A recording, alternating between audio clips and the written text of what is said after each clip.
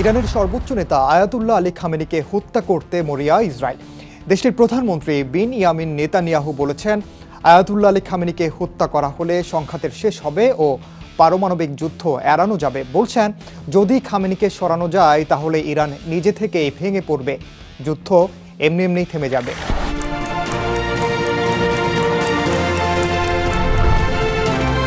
এই দাবির পেছনে ইসরায়েলের আসল যুক্তি কি? খামেনি কেন এত গুরুত্বপূর্ণ? আর তাকে টার্গেট করে আসলে কি বোঝাতে চাইছে তেল আবিব, তাই জানাবো এবারের দৃশ্যপটে। সঙ্গে আছে আমি ওমর ইনাম।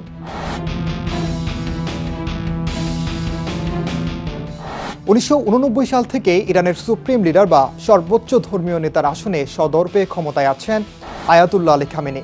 খামেনিকে কেন্দ্র করে গোটা ইসলামী প্রজাতন্ত্রের রাজনৈতিক ও সামরিক কাঠামো ঘুরপাক খায়।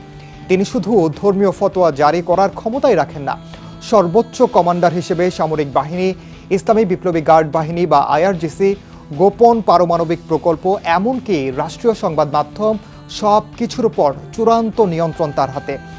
প্রেসিডেন্ট, পার্লামেন্ট বা জেনারেলরা কোনো গুরুত্বপূর্ণ সিদ্ধান্ত নিতে চাইলে শেষ অনুমোদনের জন্য তাকেই দেখতে হয়। পরমাণু কর্মসূচি চালু রাখার সিদ্ধান্ত থেকে শুরু করে ইসরায়েল বা যুক্তরাষ্ট্রের বিরুদ্ধে আক্রমণ চালানোর আদেশ সবই আসে খামেনির দপ্তর থেকে। যে কারণে তাকে সরিয়ে দিলে শুধু একজন নেতা নয়, বরং ইরানের গোটা কমান্ড অ্যান্ড কন্ট্রোল চেইন ভেঙে পড়ার আশঙ্কা থেকেই যায়।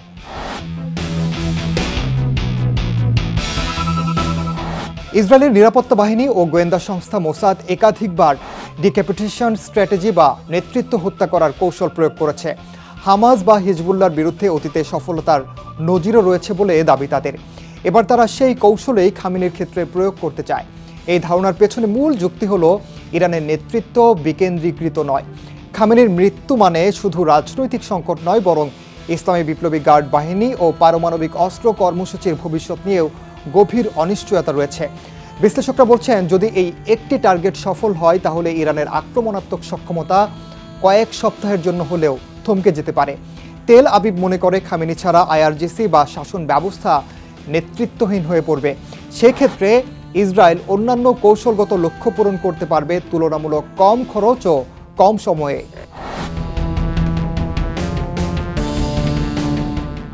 খামেনির গুরুত্ব শুধুই রাজনৈতিক নয়, বরং আদর্শিক এবং ধর্মীয়ভাবেও তিনি ইরানের সর্বোচ্চ স্তম্ভ। 1979 সালের ইসলামী বিপ্লবের পর আয়াতুল্লাহ খোমেনি ধর্মীয় শাসকের শাসন নামে মতবাদ প্রতিষ্ঠা করেছিলেন। তার উত্তরাধিকার এখন খামেনির কাঁধে। ইরান এই মতবাদ ঘিরেই ইসলামী আইনে পরিচালিত একটি আধা গণতান্ত্রিক রাষ্ট্র ব্যবস্থা গড়ে তুলেছে, যেখানে নির্বাচন আছে, কিন্তু চূড়ান্ত ক্ষমতা এককভাবে খামেনির হাতে। ফলে তার মৃত্যু মানে শুধু ক্ষমতার শূন্যতা নয়, বরং রাষ্ট্রীয় আদর্শ ও শাসন প্রণালীর ভিত নড়ে যাওয়া। বিশ্লেষকরা বলছেন, খামেনির মতো একজন নেতৃত্ব ছাড়া আইআরজিসির ভেতর মতবিভেদ ও বিভ্রান্তি দেখা দিতে পারে।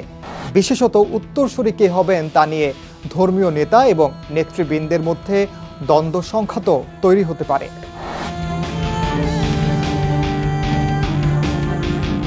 সাম্প্রতিক ইরান ইসরায়েল সংঘাতে একাধিক সফল অভিযান চালানোর দাবি করেছে তেল আবিব, আর তা একেবারে ইরানের মূল ভূখণ্ডে। অপারেশন রাইজিং লায়ন এবং অপারেশন ডেজার্ট থর্ন, এই দুটি অভিযানে ইসরায়েলি F-35 এবং হেরন ড্রোন দিয়ে একের পর এক ইরানের গুরুত্বপূর্ণ সামরিক ঘাঁটি, ক্ষেপণাস্ত্রের মজুদ এবং রাডার সেন্টার গুঁড়িয়ে দেওয়ার দাবি নেতানিয়াহু বাহিনীর। ইসরায়েলের দাবি, তারা আইআরজিসির 40% স্থল ঘাঁটি এবং অন্তত 6টি গুরুত্বপূর্ণ ড্রোন ও ক্ষেপণাস্ত্র উৎক্ষেপণ কেন্দ্র সম্পূর্ণভাবে ধ্বংস করেছে। এছাড়া স্যাটেলাইট ও হিউম্যান ইন্টেলিজেন্স হিউম্যান্টের সহায়তায় তেহরানের আশপাশে খামেনির চলাচলের সম্ভাব্য রুট এবং নিরাপত্তা ব্যবস্থা ঘিরে গুরুত্বপূর্ণ তথ্য সংগ্রহ করেছে বলে দাবি ইসরায়েলের। এই প্রেক্ষাপটে ইসরায়েল মনে করে, খামেনির উপর একটি প্রেসিশন স্ট্রাইক চালিয়ে পুরো যুদ্ধকে তাদের অনুকূলে নিয়ে যাওয়া সম্ভব। যুক্তরাষ্ট্র ও ইউরোপীয় ইউনিয়ন শুরু থেকেই ইসরায়েলের খামেনি বিরোধী পরিকল্পনার বিরোধিতা করে আসছে। মার্কিন পররাষ্ট্র দফতর এক বিবৃতিতে বলেছে, রাষ্ট্রীয় নেতৃত্বের হত্যাকাণ্ড বৈশ্বিক আইনের সুস্পষ্ট লঙ্ঘন। এতে গোটা মধ্যপ্রাচ্য জ্বলে উঠতে পারে। ইরানের সর্বোচ্চ নেতা আয়াতুল্লাহ আলী খামেনিকে হত্যার ইসরায়েলের পরিকল্পনা কয়েকদিন আগে প্রেসিডেন্ট ডোনাল্ড ট্রাম্প আটকে দেন বলে দাবি করেন দুজন মার্কিন কর্মকর্তা। চীন, রাশিয়া এবং ভারতও ইসরায়েলকে বলেছে অত্যাধিক আক্রমণাত্মক হয়ে না উঠতে, কারণ এই একক হত্যাকাণ্ডের মাধ্যমে যে উত্তেজনা তৈরি হবে তা ইরানকে হয়তো চূড়ান্তভাবে পারমাণবিক অস্ত্র ব্যবহারের দিকে ঠেলে দিতে পারে। জাতিসংঘ মহাসচিব আন্তোনিও গুতেরেস বলেছেন, যদি একটি জাতির ধর্মীয় ও রাজনৈতিক নেতা টার্গেট হন তাহলে জাতিসংঘের মধ্যস্থতাও অর্থহীন হয়ে পড়তে পারে। খামেনিকে হত্যা করলে কি আসলে যুদ্ধ থামবে, নাকি এটি উল্টো এক নতুন পর্বের সূচনা করবে, যেখানে ইরান সকল কূটনীতি ও রাজনীতি ছুঁড়ে ফেলে চূড়ান্ত প্রতিশোধের পথে হাঁটবে? বিশ্লেষকরাও দ্বিধা বিভক্ত। কেউ বলেন খামেনি মারা গেলে ইরান দুর্বল হয়ে পড়বে, আবার কেউ বলছেন তার মৃত্যুতে ইরানে আরও কট্টর নেতৃত্ব আসবে, আর সেটি হবে ইসরায়েলের জন্য সবচেয়ে বড় বিপদ।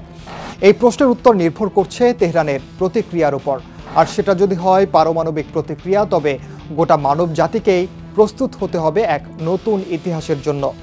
এমনটাই মনে করছেন বিশ্লেষকরা।